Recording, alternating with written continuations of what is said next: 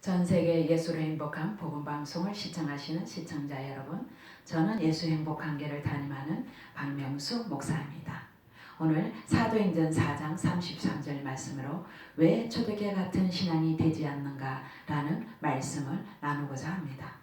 오늘날 많은 교회와 성도들이 초대교회로 돌아가자고 이구동성으로 외치며 초대교회 돌아가기를 사모하며 온갖 불의 걸음을 돌파하여 열심히 훈련을 하고 있습니다. 그런데도 왜 초대교회 같은 신앙이 되지 않는 것일까요? 이 시점에서 우리의 모델인 초대교회로 다시 한번 집중하여 살펴봐야 합니다. 초대교회를 우리는 아무리 살펴봐도 초대교회 성도들의 변화의 이유는 너무나 간단하고 분명했습니다. 부활하신 주님을 만나고 성령의 충만함을 받은 것 밖에는 없습니다. 사도행전의 초대교회 성도들은 자기가 주인된 죄를 회개하고 부활하신 예수님을 주인으로 믿고 고백한 사람들이었습니다. 사도행전 1장에서 예수님의 부활하신 후에 예수님이 제자들에게 예루살렘을 떠나지 말고 약속한 성령을 기다리라고 하시며 또 부활의 증인이 되라고 하셨습니다. 예수님이 제자들이 보는 데서 하늘로 올라가셨으며 또 예수님이 하늘로 올라가신 그대로 본 그대로 이 땅에 오시리라고 하셨습니다. 그래서 그리고 그들이 유하는 다락방에서 120명의 무리들이 모여 기도에 힘썼습니다. 그리고 유다의 빈자리를 채울 제자를 뽑을 때 자격 조건이 사도행전 1장 22절에 예수께서 부활하심을 증언할 사람, 즉 부활의 증인을 뽑았습니다. 오순절날 기도하는 가운데 성령이 임하심으로 성령의 충만함을 받았습니다. 성령이 오신 것은 성령의 능력이 나타난 현상을 말씀하신 것이 아니라 요한복음 15장 26절에 진리의 성령이 오실 때 예수님을 증언하기 위해서 오신 것입니다. 사도행전 2장 14절에 베드로가 성령의 충만을 받고 11사도와 함께 오순절 설교를 합니다. 베드로는 사도행전 2장 22절에서 25절에 부활을 설명하기 위해서 구약의 시편을 인용하여 예수님이 다윗의 자손으로 오실 것과 또한 다윗이 예수 그리스도의 부활하심을 미리 본 거로 이 예수를 하나님이 살리셨으니 이 일에 우리가 부활의 증인이라고 말씀하고 있습니다. 그리고 사도행전 2장 36절에 너희가 십자가에 못 박은 이 예수를 하나님이 주와 그리스도가 되게 하셨느니라 하고, 그러니까 어떻게 해요? 유대인들이 이 말을 듣고 마음에 찔려 우리가 어찌할꼬 했습니다. 38절에 베드로가 너희가 회개하여 예수 그리스도의 이름으로 침례를 받고 제사함을 받아라. 그리하면 성령의 선물을 주리라고 했습니다. 그 말을 받고 구원받은 사람들이 3,000명이나 되었습니다. 여기서 초대교회가 탄생이 되었습니다. 우리의 신앙의 출발점은 여기부터 시작해야 합니다. 초대교회들은 자기가 주인된 죄를 회개하고 죽은 자와 산 자의 주인이신 예수님을 마음의 주인으로 영접함으로 성령의 선물을 받고 예수님의 부활하심을 증거하는 증인들이 되었습니다. 우리도 입술로만 예수님을 주로만 입술로만 주라고 말하는 것이 아니라 자기가 주인된 죄를 회개하고 마음에 예수님을 주인으로 모시고 사는 것입니다. 여기서 마음이 굴복되어 날마다 예수님을 주인으로 모시고 동행하는 삶을 사는 것이 초대교회 성도들과 동일한 신앙생활을 하는 것입니다. 그러므로 마태복음 7장 21절에서 23절에 주여 주여 하는 자마다 다 천국에 들어갈 것이 아니요, 많은 사람들이 주의 이름으로 선지자 노릇하고 주의 이름으로 귀신을 쫓고 주의 이름으로 많은 권능을 행했지만 예수님은 모른다고 하며 불법을 행한 자들아 내게서 떠나가라고 단호히 말씀하고 있습니다. 여기서 불법은 행위가 아니라 예수님을 우리의 주인이신데 여전히 자기가 주인 되어서 사는 교회 안의 사람들에게 말씀하시는 것입니다. 사도행전 3장 15절에 너희가 생명의 주를 죽였으니 생명의 주를 죽였으나 하나님이 죽은 자 가운데서 예수를 살리셨으니 우리가 저 부활의 증인이라고 했습니다.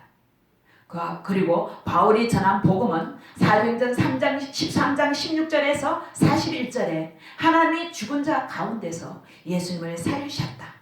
우리가 그의 증인이라고 합니다. 고린도전서 15장 3, 4절에 내가 받은 것을 먼저 너에게 전하였노니 이는 성경대로 그리스도께서 우리 죄를 위하여 죽으시고 성경대로 사흘 만에 다시 살아나사 케바 베드로에게 보이시고 그 후에 12제자와 500여 형제 야고보 또 바울에게도 보이셨고 그러므로 전파함에 너희도 이같이 믿었느니라 하셨습니다. 바울이 예수님으로부터 직접 계시로 받은 내용이 사도행전 2장의 베드로의 설교와 똑같고 동일합니다. 그리고 사도행전 4장 33절에 사도들이 큰 권능으로 주 예수의 부활을 증거하니 무리들이 큰 은혜를 얻었다고 했습니다. 사도들이 성령의 충만함을 받고 나서 살아나신 부활하신 예수님을 증거했습니다. 왜 오늘날 사람이 변화되지 않는가요? 왜 초대교회 같은 신앙이 되지 않고 생명력 있는 역사가 일어나지 않는지 그 이유는 사도행전의 초대교회 복음이 아니었기 때문입니다. 이 말은 예수가 주인이 아니라 교회를 다녀도 여전히 자기가 주인되어 사는 것을 말하는 것입니다. 문제의 원인은 우리의 훈련이 있었던 것이 아니라 가장 근원적인 복음에 있었던 것입니다. 훈련과 복음의 순서가 바뀐 것입니다. 이것은 제자 양육을 위해서 훈련이 필요 없다는 것이 아닙니다. 초대교회 성도들과 같이 부활의 주 앞에서 죄를 회개하고 예수를 주인으로 믿는 복음이 먼저 되고 그 다음에 훈련이 되어야 한다는 것입니다. 예수가 주인이 아니라 자기가 여전히 주인인 사람들에게는 어떠한 훈련도 무의미한 것입니다.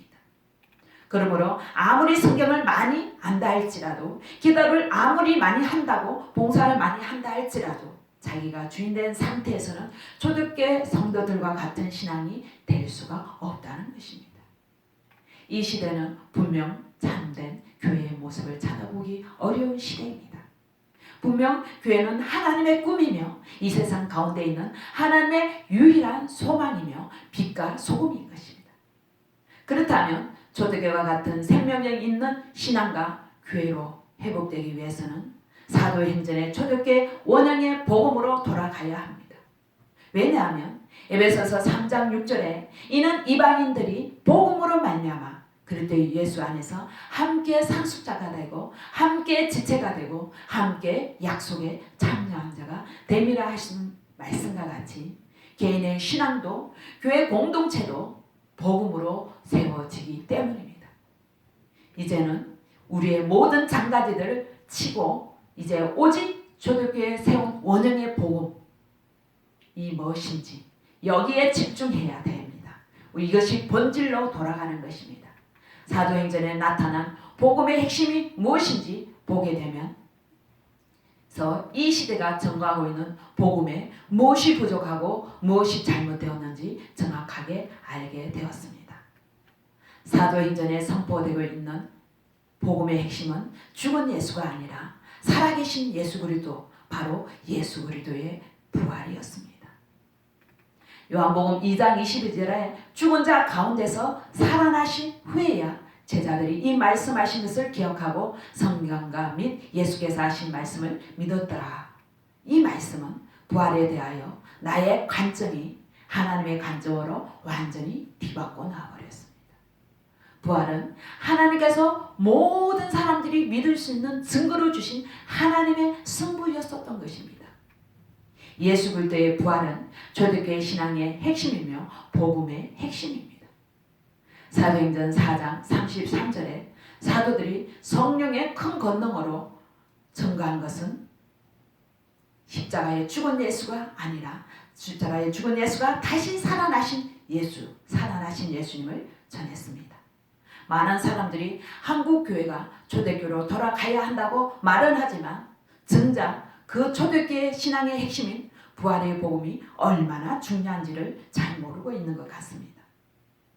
여러분, 홍수에 물은 넘치는데 정작 마실 물이 없다고 한 것처럼 요즘 미디어를 통해서 하나님의 말씀이 홍수같이 쏟아집니다. 그러나 초대교회 사도들이 전한 복음을 얼마나 전하고 있는 것입니까? 분명 다른 복음이 있기에 무조건 다 보고 듣는 것이 아니라 이제는 분별하여 들어야 합니다. 지금 현재 초대교회 사도들이 전한 복음을 전하지 않으면 이것이 정작 다른 복음이며 우리를 변화시킬 수 없을 뿐만 아니라 초대교회 같은 신앙을 가질 수가 없는 것입니다. 그러므로 본질인 초대교회 복음으로 돌아가고 초대교회 복음을 들어야만이 초대교회 신앙이 될 수 있는 것입니다. 초대교회 신앙이 되어야 만이 지금 현재의 삶에도 우리가 천국의 삶을 살며 또한 누리며 승리할 뿐만 아니라 앞으로 엄청난 핍박의 시대가 올 때도 우리가 치고 나가는 놀라운 능력이 부활신앙에서 나온다는 사실입니다. 우리 입에서 십자가의 사랑은 많이 고백하고 전합니다. 그러나 죽음의 권세, 죄의 권세, 마귀의 권세를 이기신 살아나신 부활하신 예수님을 얼마나 고백하는지요. 사순절날 우리는 40일 동안 금식하며 기도하며 부활절을 맞이합니다.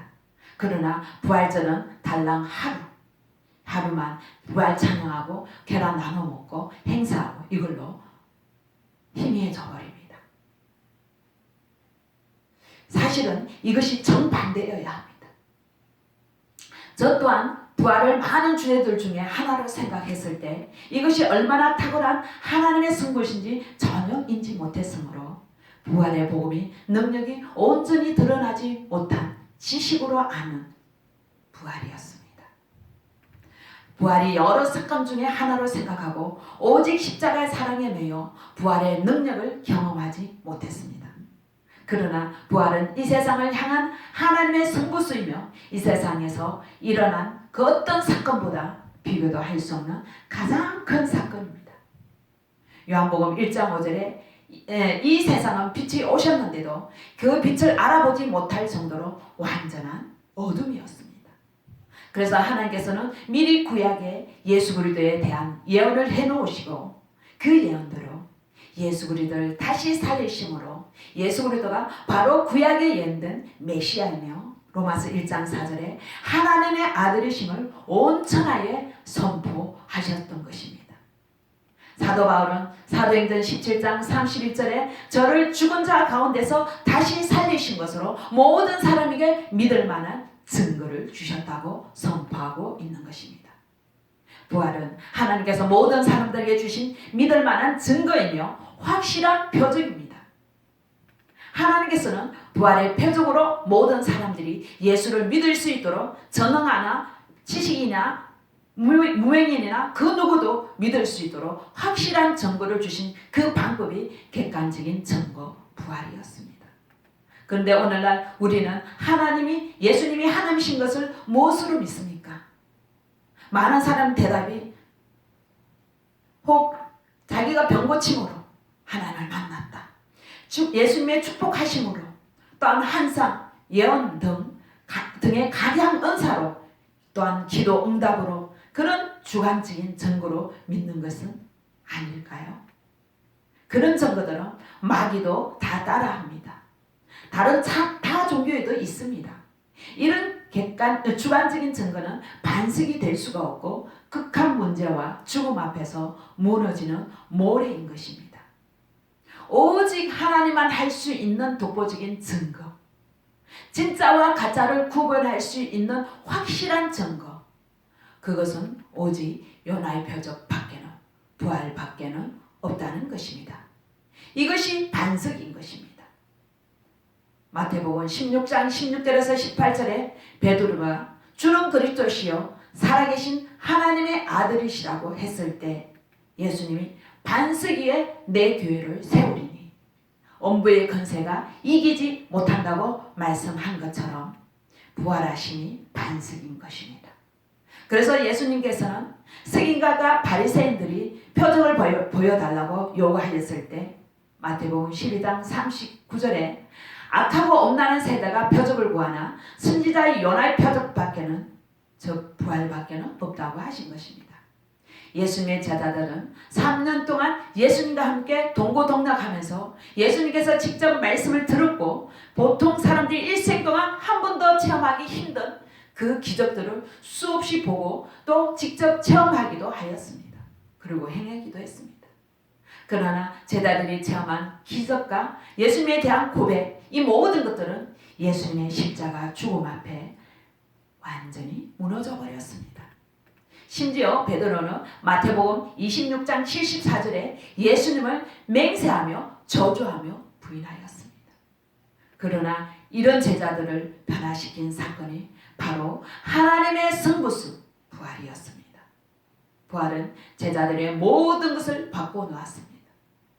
사복음서와 사도행전을 연결해서 성경을 읽어보시기 바랍니다. 사복음서에부터 온갖 기사와 이적과 신앙을 고백을 했더라도 마태복음 7장 24절에서 27절 무너지는 모래 위에 세운 신앙이며 부활하신 주님을 만난 후에 반석 위에 세운 신앙이 되어 목숨을 거는 순교의 신앙이 됐다고 사도행전까지 말씀하고 있는 것입니다. 그래서 부활로서 예수 그리스도는 현인이나 미치광이가 아니라 살아계신 예수님이 살아계신 하나님이신 것이 확증이 되었기 때문입니다. 그 당시 인간 예수를 천지를 창조하신 하나님으로 고백한다는 것은 있을 수 없는 일이었습니다. 그래서 심지어 예수님의 가족들도 예수님을 하나님으로 믿지 않고 야고보가 미쳤다고 했지만 예수님 동생 야고보는 부활하신 예수님을 만나고 나서 뭐라고 고백했어요? 그리스도의 종 야고보라고 고백했습니다. 부활은 인간 예수가 창조이신 전능하신 하나님이라는 사실을 정확하게 보여주는 확실한 증거였습니다. 그러므로 부활하신 주를 만난 후 제자들이 목숨을 거는 순교의 신앙이 된 것입니다. 이렇게 부활로 예수 그리스도가 누구인지 확증이 되는 순간 예수님께서 이 땅에 하신 모든 말씀이 절대 진리며 그 말씀들이 실제 이미 증명되는 것입니다. 따라서 요한복음 2장 22절에 성경 말씀에 하나씩 이해하고 깨달아서 믿는 것이 아니라 모든 말씀을 부활로 단번에 믿을 수 있게 된 것입니다. 그래서 더욱 충격적인 것은 예수 그리스도가 누구인지 확정되는 순간 예수 그리스도의 십자가는 하나님께서 십자가에 죽으신 것이며 그분이 흘리신 피는 사도행전 20장 28절에 선자 하나님의 피가 되는 것입니다. 또한 예수 그리스도가 나의 주 나의 하나님이시니 부활로 선포되는 순간 성령께서 요한복음 16장 9절에 죄에 대하려면 저희가 나를 믿지 아니하며 이것은 뭐예요? 예수님을 믿지 않고 내가 주인 되어 산 죄를 책망하십니다. 부활은 성경에 기록된 여러 사건 중에 하나가 아니라 모든 것의 제보봉이며 기독교의 심장입니다. 그러므로 부활 사건으로 인해 예수님의 신분, 예수님의 십자가를 비롯한 모든 사역이 재조명되는 것입니다. 부활이 없다면 고린도전서 15장 17절에 우리의 믿음, 너희 믿음도 헛되고 너희가 여전히 죄 가운데 있을 것이라고 했습니다. 또 부활이 없다면 요한복음 2장 22절에 성경의 모든 말씀을 믿을 수 없고 고린도전서 15장 15절에 우리는 하나님의 거짓 증인으로 발견된다고 합니다. 부활이 없이는 예수님의 하나님을 믿을 수 없고 신구약의 모든 성경 말씀이 진리임을 실제로 믿을 수가 없습니다. 부활이 성경의 모든 것을 푸는 열쇠이기 때문에 고린도후서 4장 3절에 마귀는 이 복음의 강체를 혼미시켜 왔습니다. 고린도 교회가 예수님께서 부활 성전하신 지 채 몇십 년이 지나지 않았음에도 고린도전서 15장 12절에 벌써 부활을 의심하기 시작한 것을 보면 2000년이 지난 지금 이 시대는 이 부활의 복음이 얼마나 흐려지고 약화되었겠습니까? 부활은 기독교의 심장입니다. 부활이 없으면 기독교도 없는 것입니다. 초대교회와 같이 지금 이 시대에도 하나님의 선부신 부활을 성령의 권능으로 증거할 때 초대교회 같은 신앙이 되며 초대교회 같은 공동체가 세워지는 것입니다. 이제는 초대교회 복음을 집중하고 초대교회 복음의 본질로 돌아가야 합니다. 초대교회 복음인 예수님이 우리 죄를 위해 죽으시고 부활하신 예수님을 주인으로 모시고 동행하며 누리며 통치함을 받으며 부활의 증인들이 되시기를 예수님의 이름으로 축복합니다. 감사합니다.